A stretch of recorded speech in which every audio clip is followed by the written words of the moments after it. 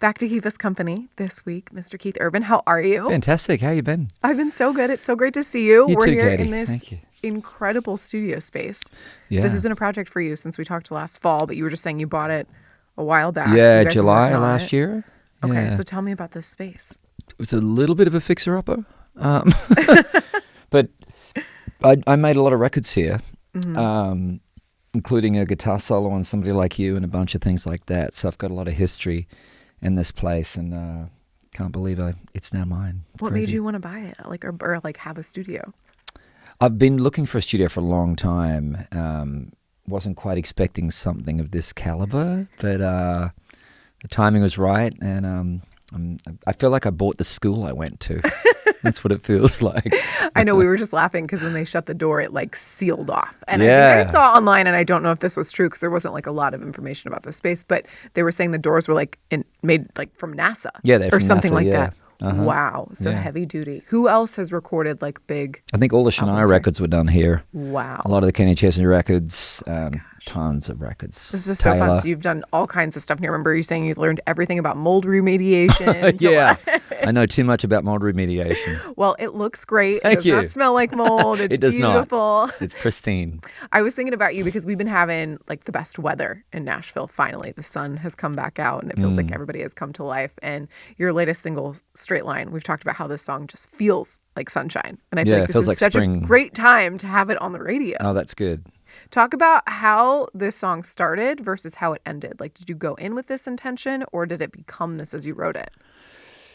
It was really born of a spark of energy. I wrote it with Greg Wells and Jerry Flowers and Chase McGill, and Greg had a little drum loop going the day we wrote it, and Jerry Flowers, who was writing it with, grabbed my little 12-string, mini 12-string and just came up with the opening riff, and it sounded exciting right out of the gate, and the euphoric spirit of the song really told us what the song was about. It was written really from the music outwards, and it just sounded like a song that was a breaking out of the monotony and claiming your life back again. Where did the title and the idea of Straight Line come from? How did that come into it?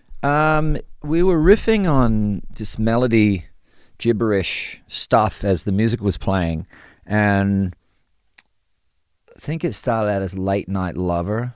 It's a late night lover,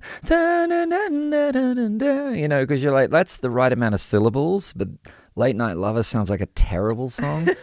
And then one of the guys was singing so quietly that when he said Late Night Lover, it sounded like Straight Line Lover. And we're like, oh, Straight Line Lover's interesting. What's that? And then we just got rid of the lover and it became Straight Line. That's so fun. I love that. And then something else that you and I have been talking about, the last few times I saw you in the fall, I know that you've been itching to get back out on tour.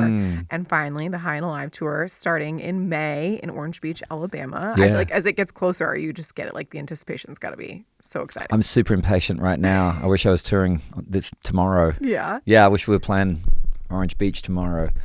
Have you been in rehearsals? What are you excited about right now? We haven't, but we sort of have, because this production we put together, we built it for this tour, but we had a residency in Vegas looming, which was October last year. So we put together this production in time to do the Vegas residency and use it as a sort of experimental venue with people to figure out how to shape and utilize the set and everything. Yeah. That's awesome. And then coming out on the road with you, you've got Alana Springsteen, Chase Matthew, and then Carly Scott Robbins. Talk about Carly these Scott three. Collins. Oh, Yeah. Sir Collins. I'm so sorry. Yep. Yes. Chase I heard about a couple of years ago, and I just loved his voice and his vibe, and the songs are great. He's great live, and I thought my audience would really, really like him a lot. Alana Springsteen sat in with us when we played Summerfest in Milwaukee, and we did a song together, and I just loved her vibe, and her voice is so good. Yes. So I asked her if she wanted to tag along. And then Carly Scott Collins was an artist that a friend of mine, Nathan Chapman, was producing. And he called me up and said, I've got this track I'd love you to play a solo on. And went to the studio, heard it, loved her voice, loved the song, got to meet her, and thought she's a great fit as well. So bringing all three of them out. It's gonna be so fun. How often does it happen? Like, I know that you duets, do collabs, but I always like there's a bunch of songs that I'll hear like, oh, that's Keith Urban playing guitar on that. Like, how often does it happen? Do you feel like anymore that like you get to go in and just be like the musician on the songs? I love getting to do it. Yeah, I love getting to play guitar on but I got at the same. I mean, I love getting asked, of course, but it's got to be a song that I feel like I could do something on. Right. Like the one I always forget is it Highway Don't Care? Yeah. Like I remember recently when I talked to Tim and he said that, I was like, I always forget that's Keith. Of course it's Keith playing guitar. That's so awesome. And then when you said you were bringing Chase out, I was excited because I know he's like huge car guy. Yeah. You also a huge car guy. So I'm sure a lot to I'm talk probably about going to learning more about how to fix them because I don't know how to fix them, and he's all about that. Yes.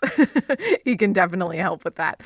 You are going to be doing like a 2-week stint on this world tour in Australia. Yeah. When you get the chance to go home and you've got a little bit of time there, I know you're very busy obviously traveling with the tour, but is there anything that you get excited to do when you go home or that you're looking forward to? Usually the beach, but it's going to be late winter, early spring, so it won't.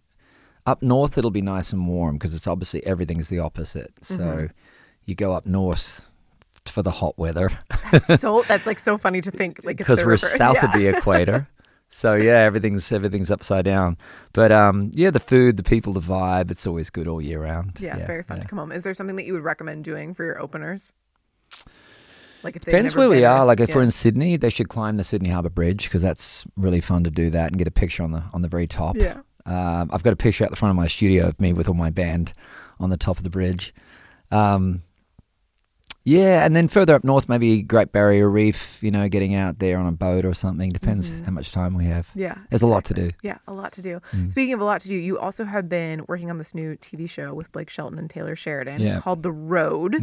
Talk a little bit about like what is the premise of this show? I know it's not coming until later in this fall. In the fall, yeah. Yeah. The premise is an idea that Blake had for a show that picks up where all the other shows let you out, which is a real-world situation where you're playing in a club. You're not playing in a TV studio. You're in a club in front of a club audience, not a TV audience.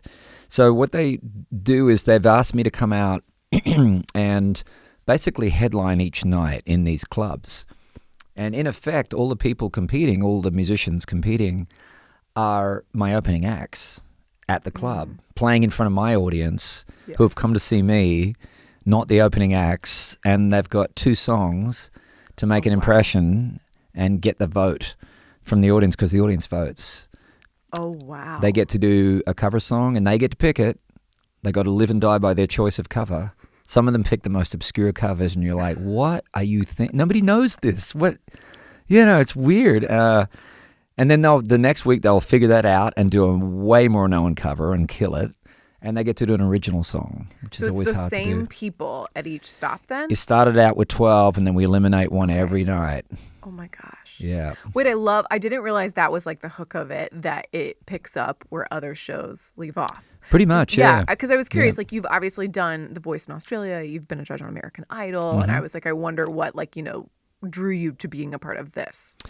The fact that Blake wanted to do it, because I love working with him, and the fact that Taylor was going to be overseeing the look and feel of the show, because Taylor Sheridan's got such a just a gritty, and this thing is shot very documentary style. Okay. So I don't think it's going to look like anything that anyone's ever seen before. In this kind of singing competition puts it into a particular category that I think it's visually going to be very different. Yeah, I'm excited to see what his take on this will be because Me I feel too. like everything he touches turns to gold, obviously, but then he does things in a very specific way. And I was like, I wouldn't think of Taylor Sheridan as wanting to get involved with a show like this. Yeah. So I was like, it must be something that there was a great vision for. Yeah. So that's exciting. I think the authenticity of it is what appealed to Taylor. The fact that there isn't any vocal coach backstage helping them figure out how to sing. It's like, you got to figure it out. This is it. I mean, when you walk up on stage, you pick the song, you figured out the arrangement, this is what you chose to wear. This is what you want to do. This is your moment to connect with this audience. Which is probably the most realistic version of what you actually go through in the years cutting your Totally. teeth, becoming an artist. Totally, yeah. You just make a bad choice and play that song in front of that audience and they could care less. And you're like, oh no, what did I... So you're not having much interaction with them then as far as guidance and direction? No. Oh, wow. This is very fun. Yeah, as the show's gone on and we're down to sort of 5 or 6, I'm going into sound check in the afternoon and watching and giving some pointers that might help them, but that doesn't mean they take the advice. Oh, which is crazy to me that Keith Urban would be okay. sitting in on That's your sound part of being check an artist, though, too, is just discarding people's input and going, no, I'm going to do this. Because sometimes it works. You know, there's no rules in any of this. There's just the result of what you decided to do. Did it work or didn't it work? Yeah. Oh my gosh. I'm really excited to see that. I think that's going to be great. Obviously, the tour is going to be phenomenal. Very excited to see that here in Nashville this fall, and loving hearing Straight Line on the radio. Thank you. It's so good to see you. Yeah, Thanks you for too. having us in this beautiful space. My pleasure. Glad you're here. Hey, it's Katie. Thank you for watching. See more interviews, performances, and more of your favorite artists by subscribing and downloading the free Audacy app.